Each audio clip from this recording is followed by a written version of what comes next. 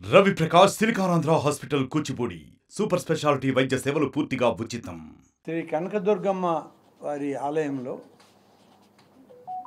ఒక వ్యక్తి వీడియోగ్రఫీ చేశారు అనేటువంటిది 2 రోజులుగా ఒక మీడియా ఛానల్లో దాన్ని చూడడం జరిగింది.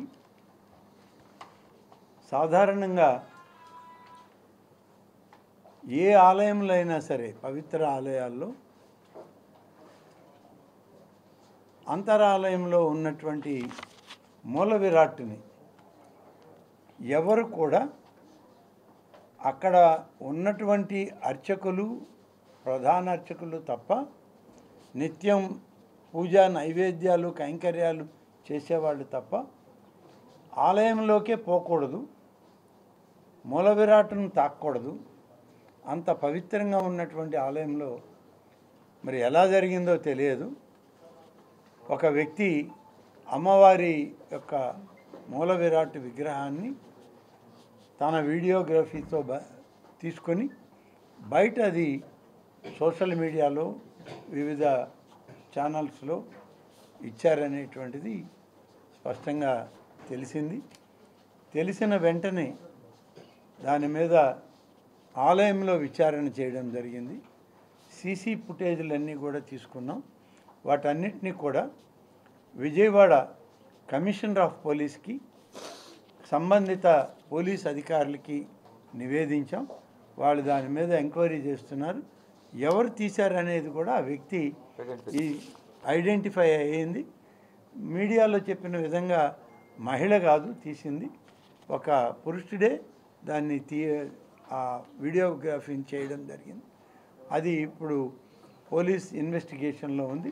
పూర్తిగా ఈ విషయం పట్ల దేవాదాయ శాఖ కానీ కనకదుర్గమ్మ ఆలయ అధికార యంత్రాంగం అంతా కూడా అప్రమత్తమైంది. ఇటువంటివి ఇంకొక దఫా పునరావృతం కాకూడదనే ఉద్దేశంతో వాటిని యాక్షన్ తీసుకోవడానికి నివేదిక రాగానే వాళ్ళు ఎవరు, ఎందుకు జరిగింది, ఎలా జరిగింది, విచారణ రిపోర్ట్ రాగానే చర్యలు తీసుకోవడం జరుగుతుంది. అలాగే ఇవాళ ఈ సందర్భంలోనే మరొక విషయం, దేవాదాయ శాఖ నుంచి అధికారులతో మాట్లాడడమే కాదు, గౌరవ ముఖ్యమంత్రి గారి కార్యాలయానికి కూడా ఈ సమాచారం ఇచ్చాం. వారి దగ్గర నుంచి కూడా మాకు ఆదేశాలు వచ్చాయి. ఇక్కడే కాదు, ఏ ఆలయంలో కూడా అంతరాలయంలోకి వెళ్ళి మూల విరాట్ని పిక్చరైజ్ చేసిన, లేకుంటే అమ్మవారిని అక్కడున్న స్వామివారిని తాకే ప్రయత్నం చేసిన అది తప్పు. కాబట్టి దానికి తగ్గ చర్యలు ఉంటాయని చెప్పి ఇవాళ ముఖ్యమంత్రి గారి ఆదేశాలు కూడా ఉన్నాయి. నేను అందుకనే మీ ద్వారా 27,000 ఆలయాలు ఉన్నాయి ఈ రాష్ట్రంలో. అన్నిటినీ సమర్థవంతంగా అన్నిటికీ భద్రతని కల్పిస్తూనే అన్ని చర్యలు తీసుకుంటాం.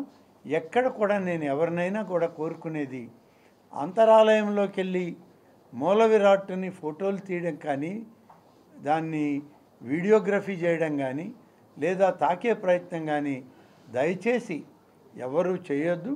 చేస్తే తగిన శిక్షకి వాళ్ళు అర్హులవుతారు. మేము తప్పనిసరిగా దాని మీద చర్యలు తీసుకోవడం జరుగుతుంది. ఇది వాళ్ళకు కూడా మంచిది కాదు. ఆ మూల విరాట్ విగ్రహాన్ని తాకి అపవిత్రం చేయడం కూడా వాళ్ళకి సమంజసం కాదు, మంచిది కాదు. నేను భక్తులందరినీ లేదా ప్రజలందరినీ కోరుకునేది, మనకు ఉన్నటువంటి హైందవ ధర్మం వైదిక ధర్మం ప్రకారం కొన్ని నిర్ణయాలు ఉన్నాయి. ఆ నిర్ణయాల ప్రకారం భగవంతుని యొక్క అమ్మవారి యొక్క ఆశీస్సులు తీసుకునే ప్రయత్నం చేయండి. కానీ ఇలాంటి పనులకి ఎవరు కూడా మీరు ముందుకు రావద్దు.